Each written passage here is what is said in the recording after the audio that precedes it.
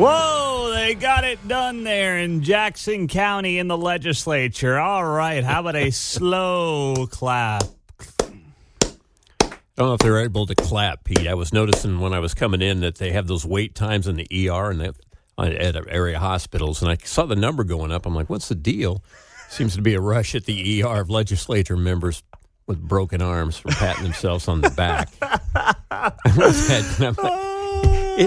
Those that still have homes next year to assess a tax on. Yeah, these guys are they're unbelievable. They love themselves some Jackson County legislature. I'll tell you that much right now. So they finally got to work. It wasn't that difficult. It should have never been this difficult. The Jackson County legislature should have done this weeks ago. But they finally came around on basically implementing state law that we've been talking about, Senate Bill 190, which allows Missouri counties to give property tax relief via a credit to their residents. Finally, they got it done yesterday. Now, I've seen two different articles here, so I don't know if it was 8-0 or 8-1. Fox 4 has it as an 8-1 vote. Woke 41 has it as an 8-0 vote. We had an abstention is the way I read the story. I read 8-1 with an abstention, so I don't know if that one was somehow counted as... Well, I've seen 8-0, and there's 9 of them, so maybe it's 8-0. With one abstention, right? Yeah. Okay, that's what I heard. So it's weird. It's just, even the local news can't get it right. But it doesn't matter. The point is it passed overwhelmingly, and that means that if you are a senior in Jackson County... Starting next year, by the way, this is not retroactive to this year or any previous years, you will be able to apply for a credit that will allow you to freeze your property taxes. That's essentially what this is going to allow you to do if you are a Jackson County senior citizen, collecting or eligible, I should say, for Social Security at the age of 62. So, and the tax credit only applies to a property owner's primary residence, and the residents must have a market value of less than $550,000 at the time the owner applies for the credit. So if your home is valued at $551,000, you're screwed. And something tells me next year you're going to have a lot of homes valued at $550,271. I could see that, knowing this, ridiculous county and how they're running their business.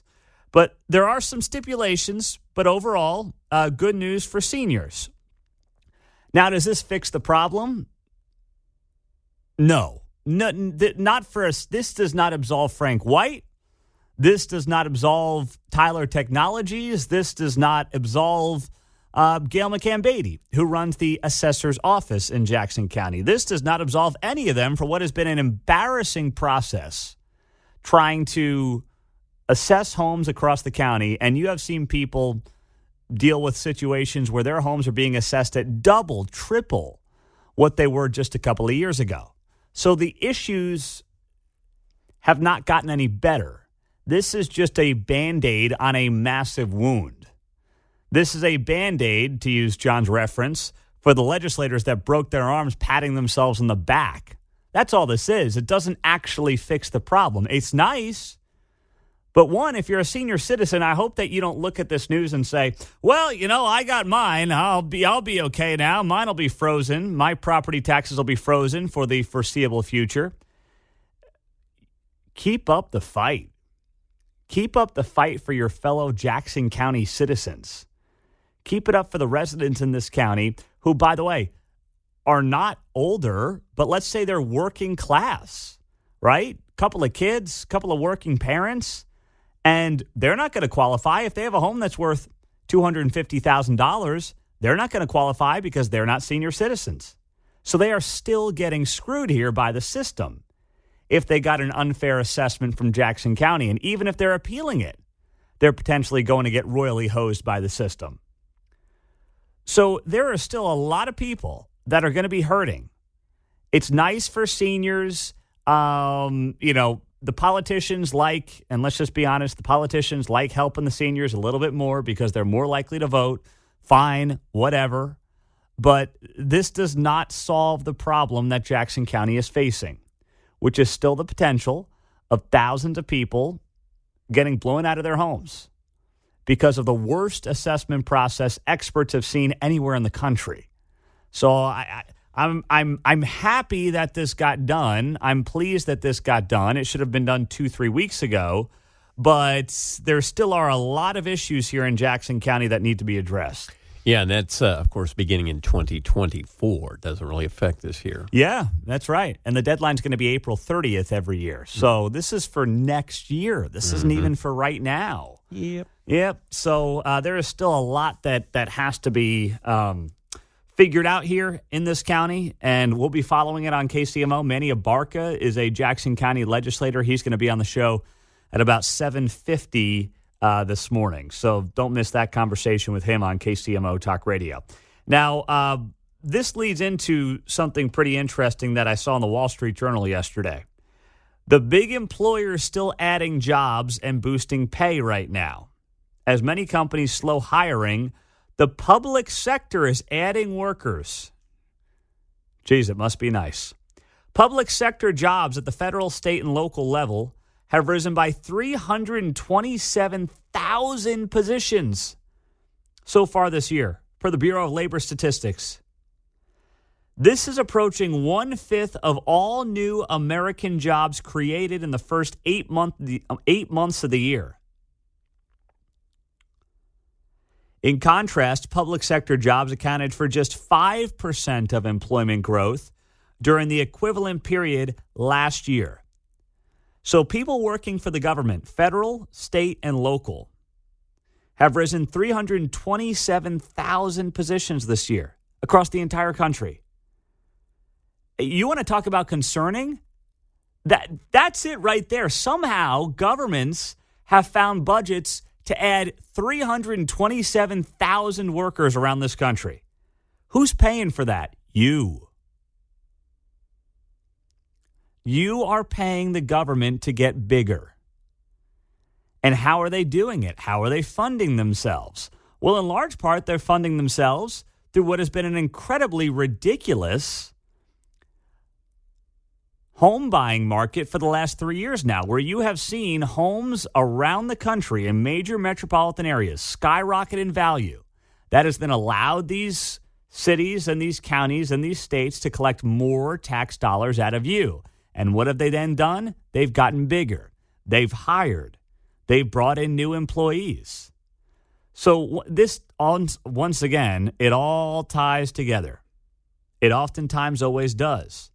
But now you have a situation where the government is collecting more money because the government has in part screwed the average citizen, screwed the average home buyer, and they get to just, you know what, collect more of your dollars, make more money off of you, and then expand the size of what they do and the scope of what they do. And it's completely ridiculous, but it's not shocking at all. We are getting and we are creating an environment where the government continues to get bigger and bigger at every level. That's happening, by the way. And the Wall Street Journal headlining this piece here. And you know what? I will put it up on social media so you can see it for yourself. The big employers still adding jobs as the private sector slows down the government. How we end up in a situation where the private sector is not doing it as well as it did, but now the public sector, the government, gets to come out on top and gets to continue to be a winner on the backs of us. That is everything that is wrong and broken with the system. 913-408-7710. I mean, if you're a small business owner, you're cutting back to some degree right now. Well, just know the government that you're paying has no intentions of slowing down right now. 913-408-7710. As we roll it out on a Tuesday morning on KCMO Talk Radio. Speaking of the government, somebody who wants to be governor of Missouri had his social media account suspended yesterday because of what he did in a video. We'll share that story with you coming up next on KCMO. Well, things are starting to get interesting in the Missouri governor's race. I know there's a long ways to go, but one of the candidates was kicked off of social media last night temporarily for a video that he was seen in over in St. Charles County. So Bill Eigel is his name. He is running against Mike Kehoe, the lieutenant governor, and, of course, Jay Ashcroft, the Secretary of State, to be the Republican nominee in the Missouri governor's race in 2024 to replace Mike Parson. And Bill Eigel, as I told you when he announced, he is going to run to the right of both candidates. And you know what? He's getting attention on social media.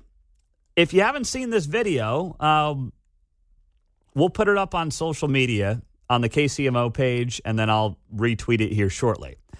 But there is a video that has gotten millions of views of Bill Eigel with a flamethrower.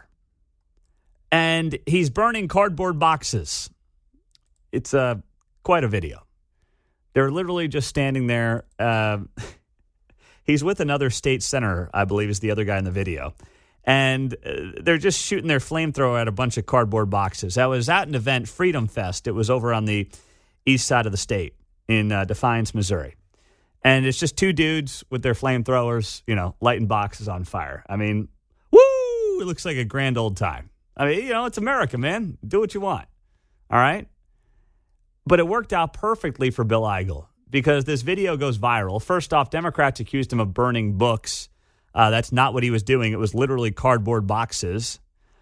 It goes viral. Democrats claim he's burning books. That's not what he's doing. Then Bill Eigel responds in a statement, and he says, in the video, I'm taking a flamethrower to cardboard boxes representing what I'm going to do to the leftist policies and the rhino corruption of the Jeff City swamp. But let's be clear. You bring those woke pornographic books to Missouri schools to try to brainwash our kids, and I'll burn those too on the front lawn of the governor's mansion. Whoa, baby. Woo! Okay. So he's going to burn the woke pornographic books on his front lawn if he becomes governor, he says. All righty. That's from Bill Eigel.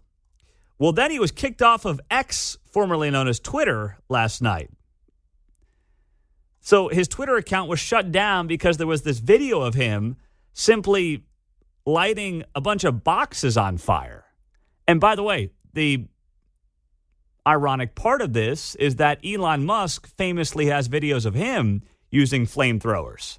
So what's good for Elon is not good for Missouri gubernatorial candidates, I suppose. So Bill Eigel responded to this. Let's take a listen to part of what he had to say yesterday. If you're upset about the lack of action in Jefferson City, if you're upset about turning on your TV at night and just hearing about big red things happening in other big red states, when I'm the governor, we have a reckoning coming. All right. So that's Bill Eigel saying the reckoning's coming. And then they were showing the flamethrower. Okay. That's what they were doing in the video. That's where the music came from. So this has been very good for Bill Eigel. He is the guy of the three major candidates. He's going to be the guy who's got the least amount of money out of Kehoe, Ashcroft, and himself. But when you're getting millions of people to pay attention to you on social media and then you get banned temporarily by X, formerly Twitter, well, that's good for your campaign. Now, this does have an Eric Greitens feel to it.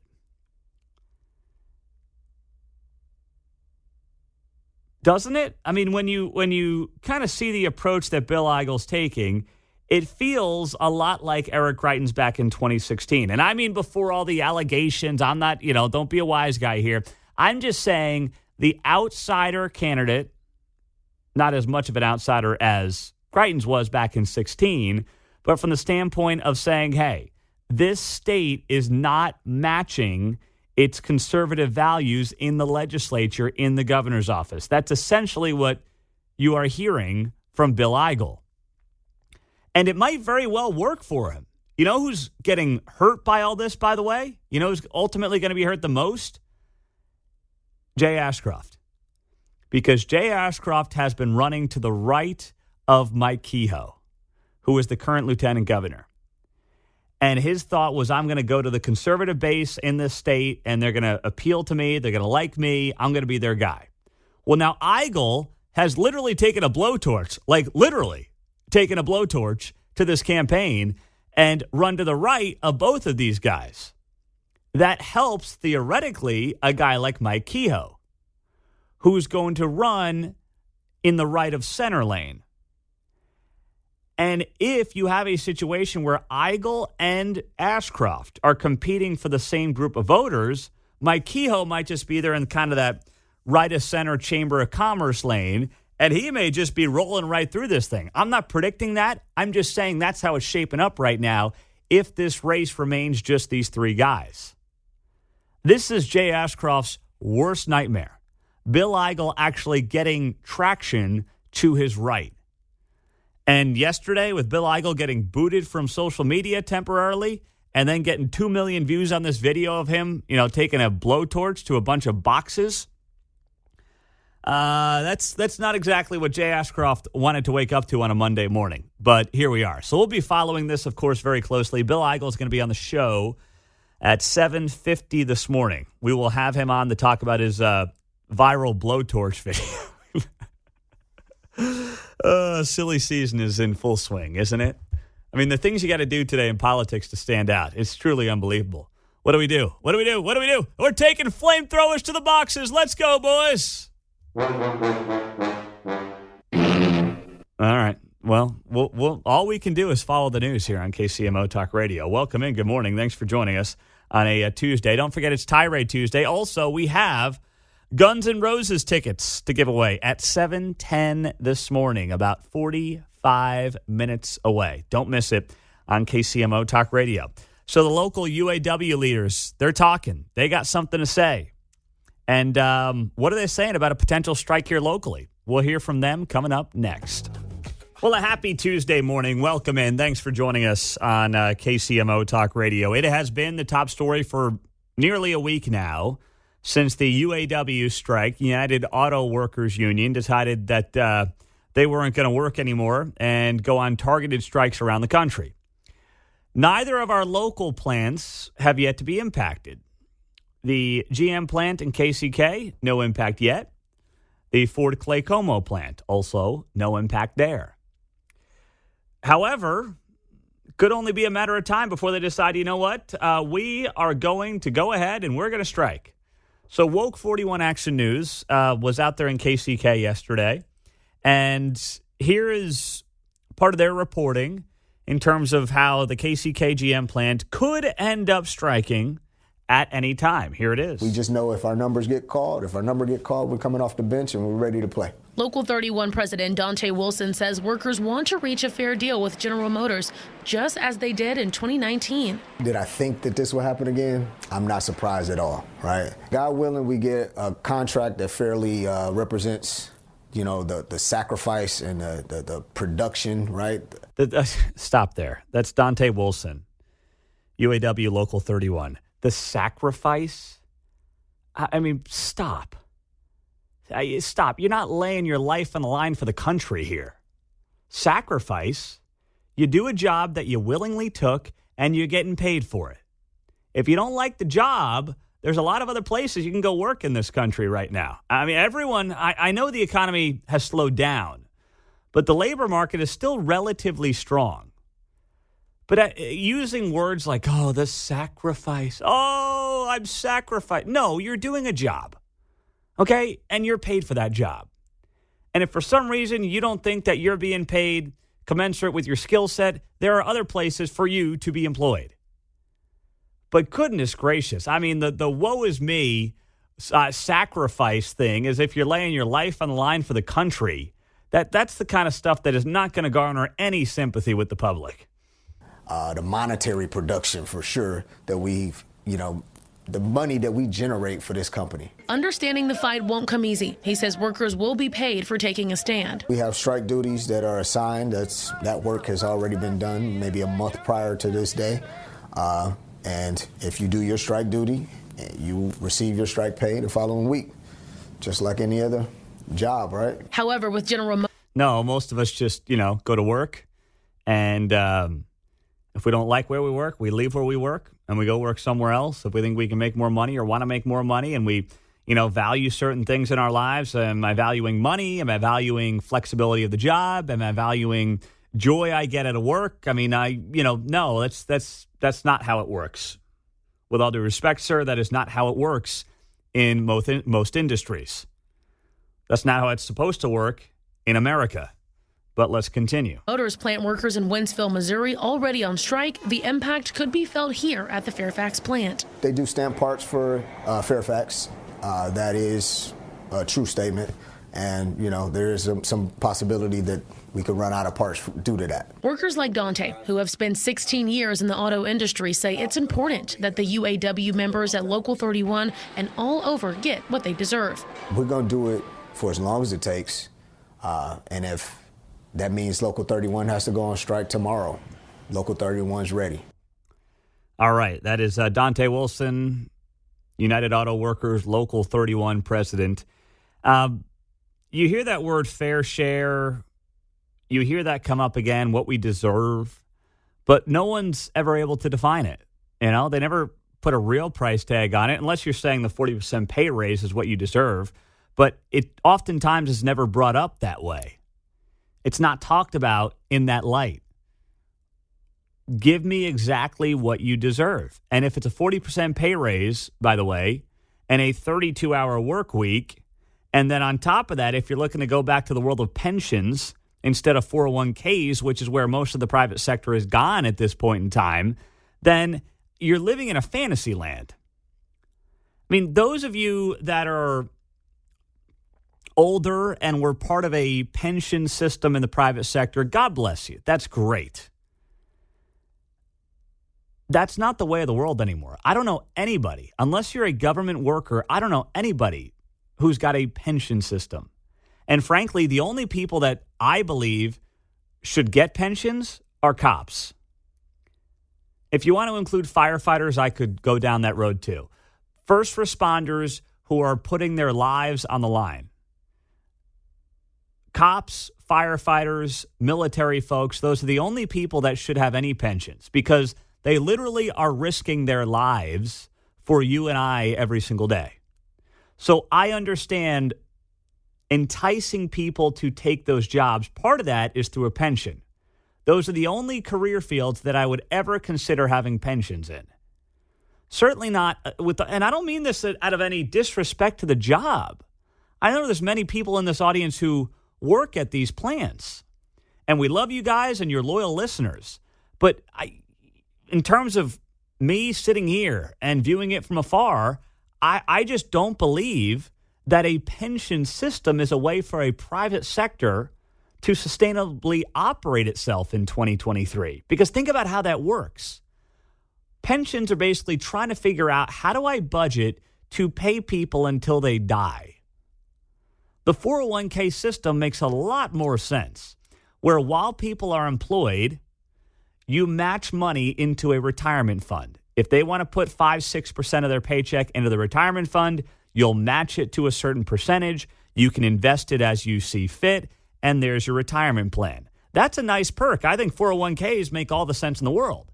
Pensions, trying to run a business while also trying to figure out, gosh, what do I owe in pensions this year? Well, it depends how many people die of my former workers.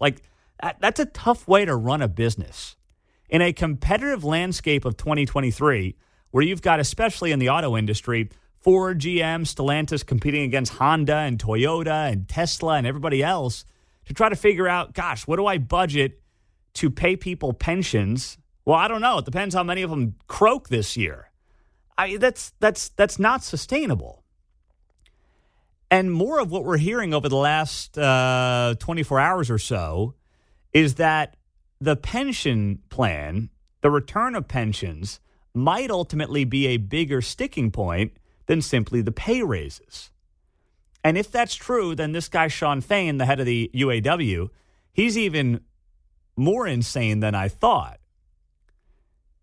He's even greedier than I realized. He's living in la-la land if he thinks those are ever coming back. I thought it was crazy. And maybe it's just a bargaining chip. Maybe he's actually not wanting to bring back pensions. I don't know. Maybe he's just saying that, and that's now getting reported because he wants a bargaining chip in the negotiation. It's entirely possible. But, man, I'm thinking when it comes to locally and these two plants here that have not yet shut down but could at any moment, if I'm one of the workers there and I'm going to be losing out on a paycheck, or I'm potentially going to have to be laid off temporarily because the Wentzville, Missouri plant is striking right now, and as I understand it, a lot of those parts are used over here in KCK. If I'm going to be temporarily let go over this, over trying to bring back pensions, it's not 1953, it's 2023. And the sooner they realize that, the sooner this thing is going to end. I foresee a scenario where Joe Biden is going to try to come to the rescue here. And he's going to go to Detroit. He's going to sit down with the automakers. He's going to sit down with Sean Fain. And he's going to, do his dog and pony show. I'm here for the worker. Let's cut a deal, boys. And he's going to try to look like the hero. And he might actually pull it off. Because once again, these people are all in bed with each other in many respects anyway. 913-408-7710. That's the text line as well here on KCMO Talk Radio. Pete, even the military is fading out the pension plans. I didn't realize that on the text line. If that's true, then certainly, when it comes to the private sector, those things are archaic. They're not coming back. And frankly, they were never really all that good business. They shouldn't come back. They might have made sense when people were working till 55 and dying at 60. But that's not the case anymore. It's just bad business. And it will put Ford, GM, and Stellantis way behind the 8 ball, even further than they already have been to some degree. 6:45, welcome and happy Tuesday morning. It is don't forget, a Tirade Tuesday, 8:35. We got Guns N' Roses tickets 25 minutes away, just after 7 o'clock. Pete Mundo on KCMO Talk Radio, 710 AM and 103.7 FM. Maybe you're right on the text line. I don't know. Pete, the UAW is just using all this as a bargaining chip. In negotiations, you ask for a lot, then settle somewhere in the middle. Well, and then the texter points this out. It was worth listening to see the light bulb turn on at the end of your rant. Come on. I'm not ranting. I'm just passionate about this because the sympathy is lacking when you have people acting like, yes, we're on the front lines. We're sacrificing it all. Like, we all have jobs. Many of us work for publicly traded corporations. I do. Many of you do. And, if I don't want to be here, if I get to the point one day where I just don't want to be here anymore, I'll either decide to keep doing this because, it provides for my family and I enjoy it enough to continue, or I'm going to leave. But the notion that instead what you're going to do is come together and form a union and strike against the man, I don't know. I don't think John and Mark are going to be joining me on the picket lines anyway. I can't speak for them. I'll let them speak for themselves. But something tells me I might be a one-man band out there. Will there be food? Will there be cake? I can get you something at Quick Trip, John. Okay. I can pick you up a Dr. Pepper or something to All right. help you out on the front lines. Hey, ho, ho, John Anthony has got to go. Oh, gosh. What about you, Mark? You're awfully quiet in there. I don't know if you would join me on the front lines.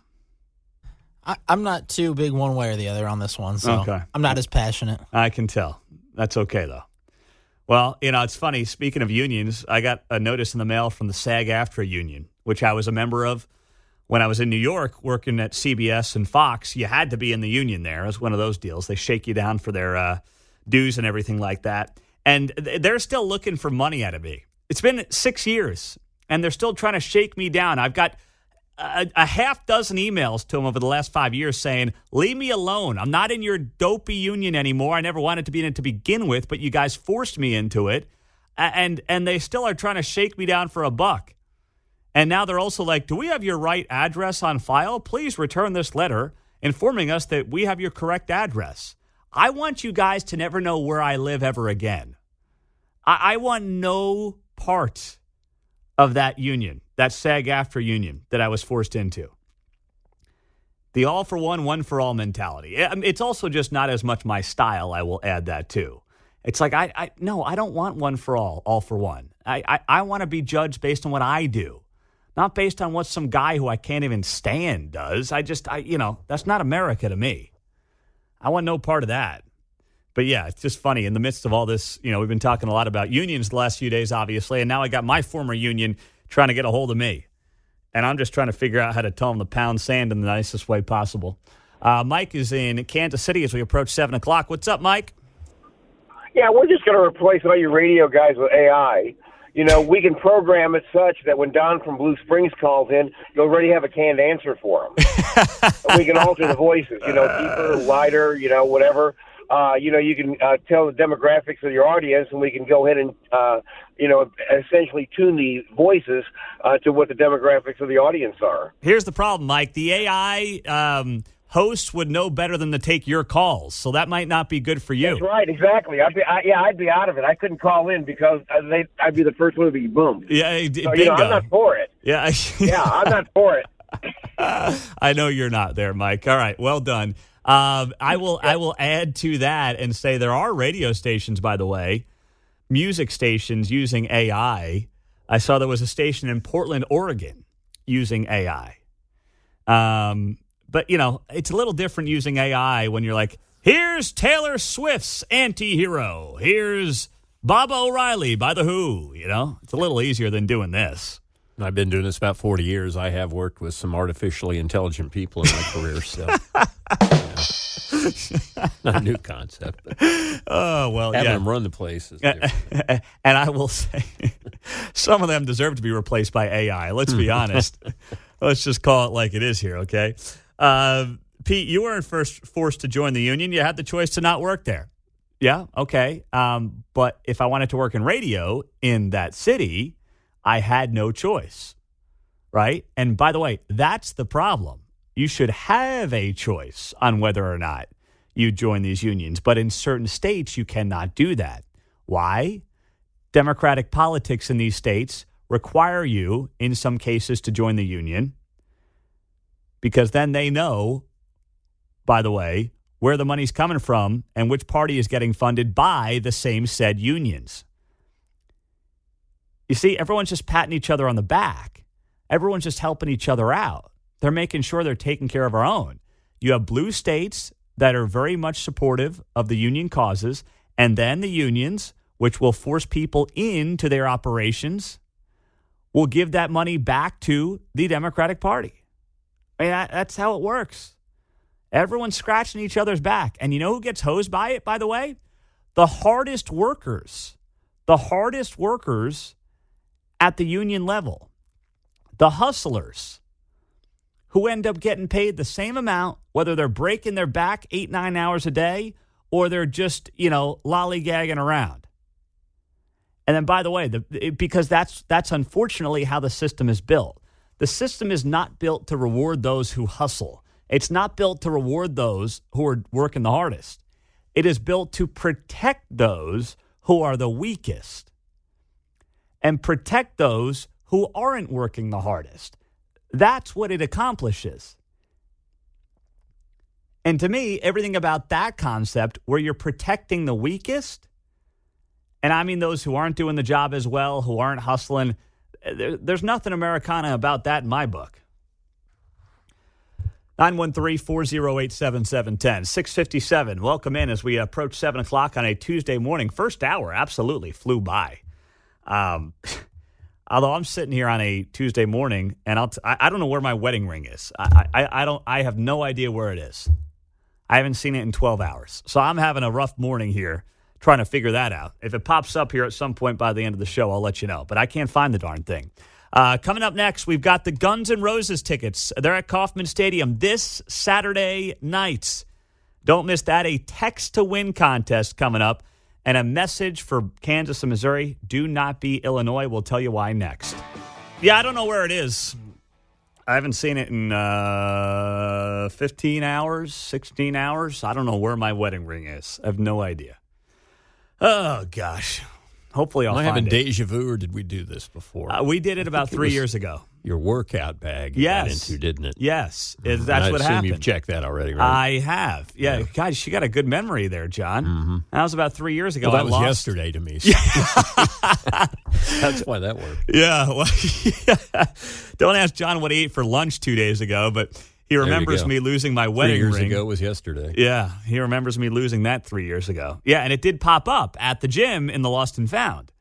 So I was there yesterday. I put it in my wallet, in the locker, in the wallet, in the bag, and I have not seen it. It was not in my wallet this morning, so I don't know where it is. And even before work, I stopped by the same gym I go to, right before they opened up, and they don't have it in the lost and found. And I went down to the same locker, and I don't see it. So I don't know what's going on. But Kansas City, if you see a beautiful gold wedding ring that, by the way, was my grandpa's wedding ring, my late grandpa's wedding ring, let me know, because I'm getting a little nervous right now.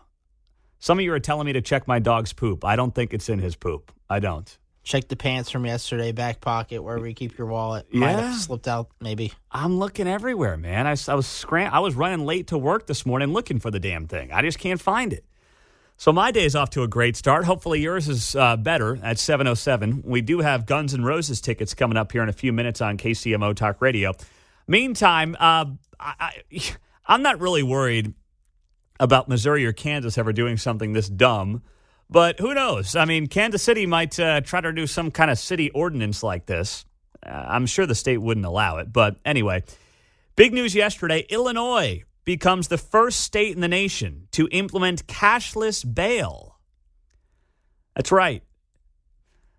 This is called the Pretrial Fairness Act, and it took effect yesterday in all of Illinois' 102 counties. So cashless bail is now out.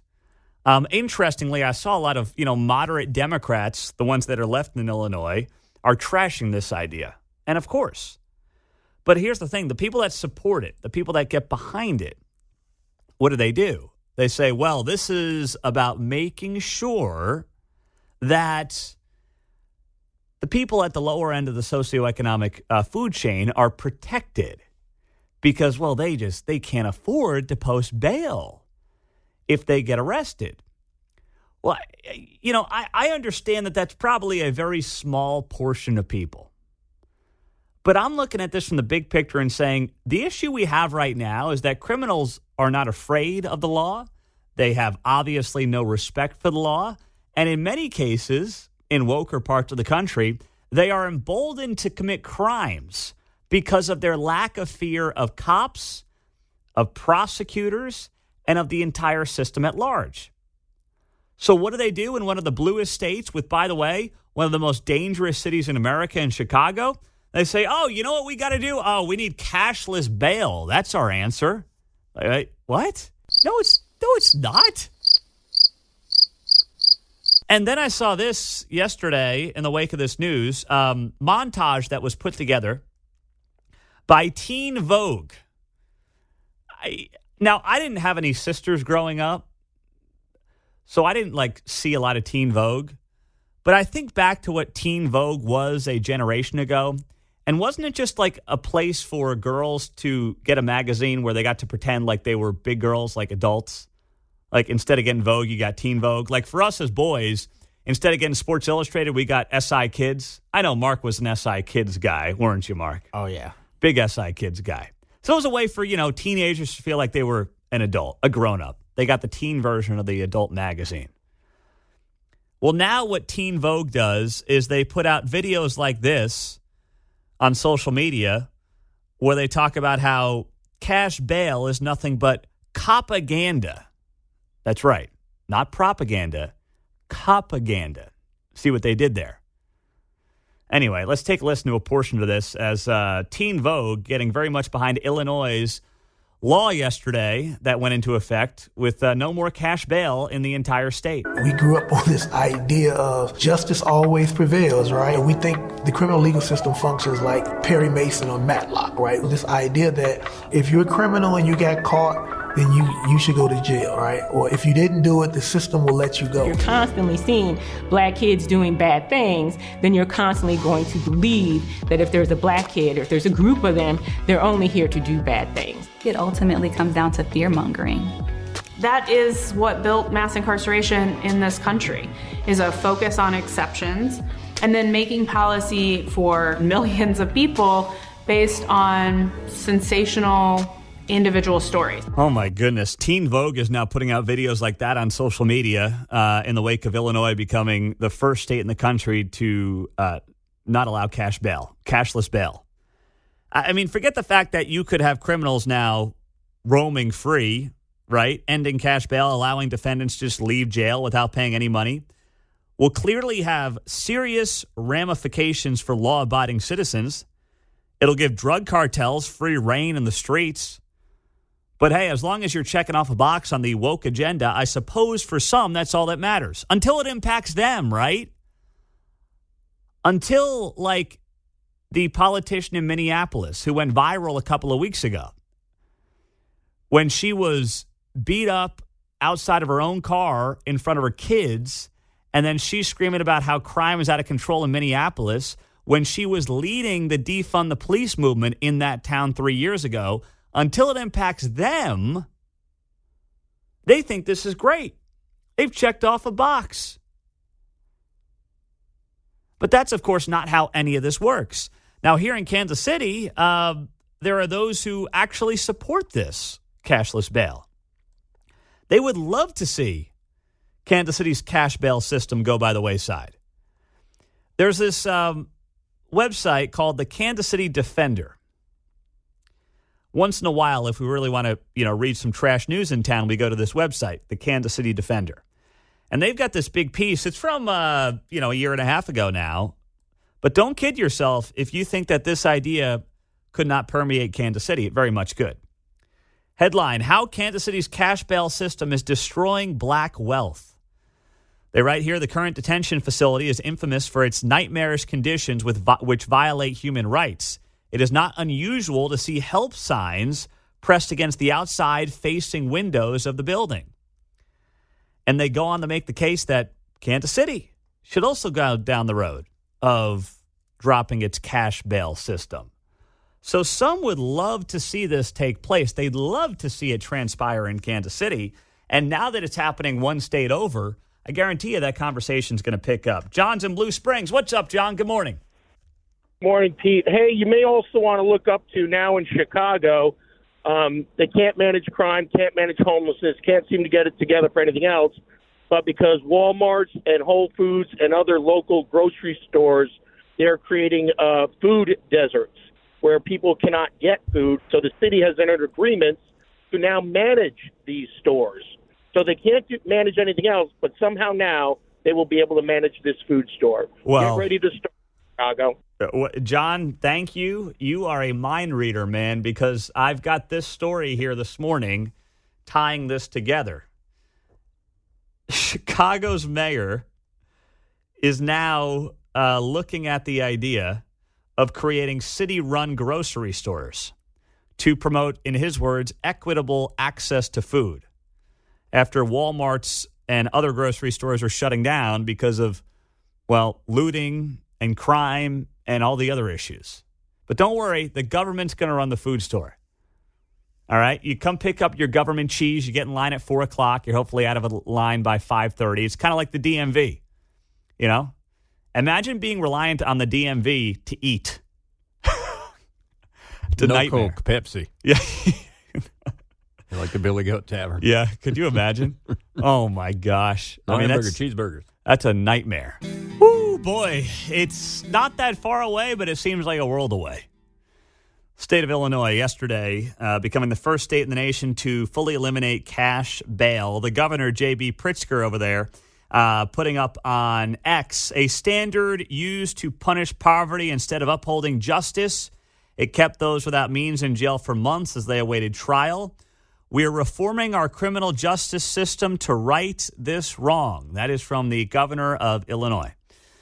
Don't get any ideas here in Kansas City. I'll just say that much. I think the state would step in if Kansas City got any bad ideas like that. But either way, and I've been reading a lot about it over the last 12 hours or so, and NBC Chicago had this story up, why Illinois is doing this. And they write here in part, critics say cash bail policies are especially unfair to black people and other people of color.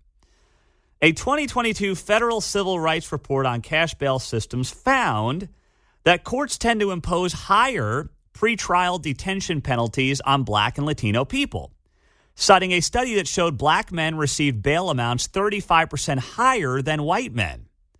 And Latino men received bail amounts 19% higher than white men. Now, you might look at that data point and say, whoa, wow, that is wildly unfair. But hold on a second here. What they did not share in that cute little data point that makes it seem nothing but racial is what are these individuals being accused of doing, right? What is the accusation being levied on these people that would suggest that the bail amounts are higher for certain skin color? I mean, somebody who is in jail for, say, a petty theft or something like that is going to have a lower bail than somebody who is, being accused with shooting somebody, manslaughter, murder, whatever it might be. I mean, not that you're getting bail for that necessarily, but you get the point. You could, especially in a place like Chicago and Illinois. So you can't just say, well, black men have bail amounts 30% higher than white men. You can't just throw that number out there without comparing what people are being charged with. Like, that is a completely unfair stat to throw out there. But, of course, you throw it out there to prove a point.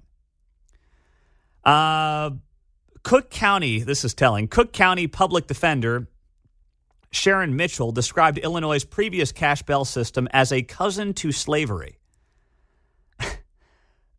This notion that people just end up in jail, like, willy-nilly, like, hey, you, it's time for you to go to jail. Like, how do they think people end up in jail, by the way? I'm, like, curious. How do they think that people end up actually going to jail? It's not like, hey, it's your turn. Come on in. Time to go to the big house. Like, you end up in jail because you have done something heinous that results in you not being allowed to be a functioning member of society. That's how it works. Oh, my goodness. I mean, this is the worst policy. Ray Stevens, he knows Chicago. He came here from Chicago, so I know he's going to have some thoughts on his show coming up at 10 o'clock here on KCMO Talk Radio. I'm looking forward to that conversation on his show. New show. He's day 3 for Big Ray, 10 to noon on KCMO Talk Radio. Now, this was mentioned by a caller before the break, but just to give you the details of it, the mayor of that city wants to create city-run grocery stores to promote equitable access to food after half of the city's Walmarts and Whole Foods stores closed. The mayor announced a partnership with the Economic Security Project to open municipally owned grocery stores in Chicago in a bid to tackle many of the city's so-called food deserts. The new moves by the mayor are set to help repair past harms that have contributed to purposeful disinvestment and exclusion and lack of food access in historically underserved communities. Wow. You want to talk about burying the lead, my man. Why did Walmart bail? Walmart invested in communities and then bailed on communities. Ask yourself why that might be. Instead of saying, and don't get me wrong, there are plenty of people in these neighborhoods who are just victims, who are not, causing crime, who just want to go to the grocery store and buy food and pay for it and not loot and not do all these things.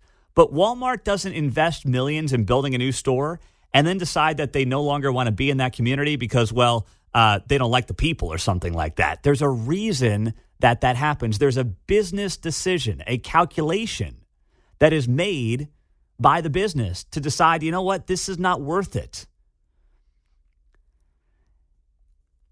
And what the mayor should be doing, what the city should be doing, is wondering why multinational billion-dollar corporations are investing in communities and then bailing on them. That's what they should be doing. Quit your fondling in there, would you please? Come on, 9:05. Welcome in on a Tuesday morning. Oh, I thought I saw Lauren Boebert on the other side of the glass, but she is not here, the congresswoman from Western Colorado. I thought I just saw her. There might have been a ghost that I saw here in the KCMO Talk Radio studios. But here we are. Welcome in. Honk, honk. Good middle school there joke. I like that one, Mark. Well done. So, Lauren Boebert. Did you see this? If you haven't, I'm sure you saw it over the weekend, but there's a follow-up to this story. She was kicked out of a play in Denver because she was being loud, rude, obnoxious, vaping, and not the least, she was fondling her date for the night. She is recently divorced, and her and her date were sitting there at this play, this Beetlejuice, in Denver, and they were just acting completely inappropriate. Flash photography, photos, she's fondling him, he's feeling her up. As Mark said, honk honk. I mean, it was just wildly inappropriate. So they get kicked out, and as she's getting kicked out, she pulls the whole, "Do you know who I am?" I would have been like, "Yeah, that's part of why we're kicking you out, by the way." I mean, you know. She gives the middle finger. This is all seen on camera, by the way, so it was quite a scene in Denver.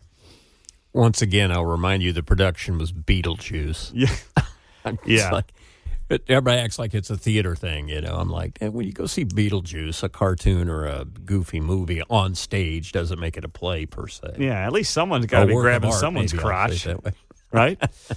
Well, the flash photography, every show you go to, everybody's got their phone out, right? Yeah. So she probably snapped the pic. Well, that's the least offensive thing she was right. doing, Well, if we're being that. fair. There's that. So many people, and myself included, I mean, there's nothing about this I support, endorse. The Texas Youth Summit has apparently planned to drop her from the flyers. They were bragging about the fact that she's going to be coming up to an event that they're doing at the end of September, so that has fallen by the wayside.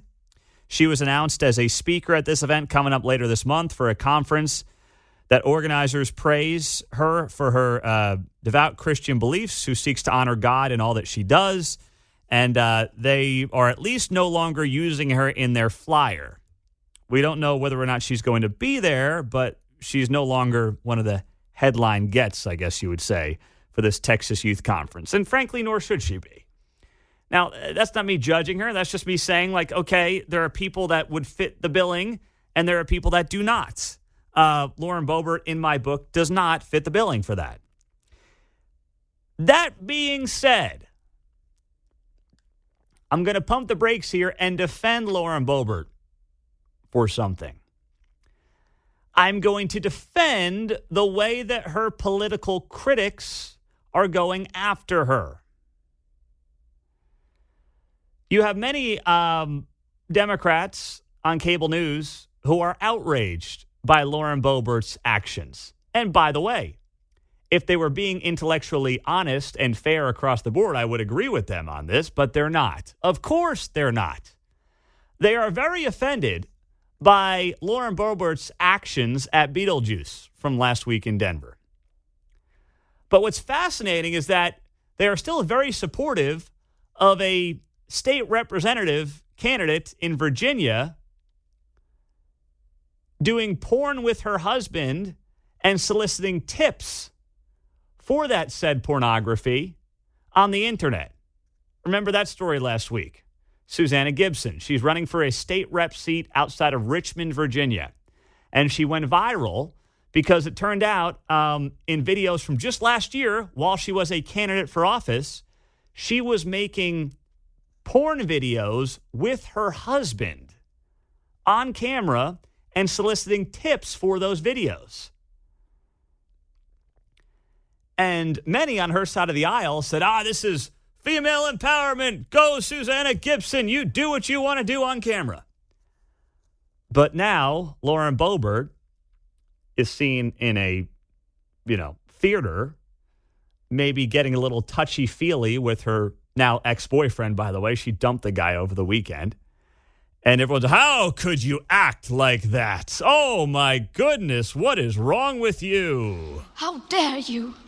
That's where I'm at. I guess I'm attacking the faux outrage. I don't necessarily intend to defend her. Yeah. But again, Flash, Rocky Horror Picture Show crowd gets rowdy. Yeah. Come on.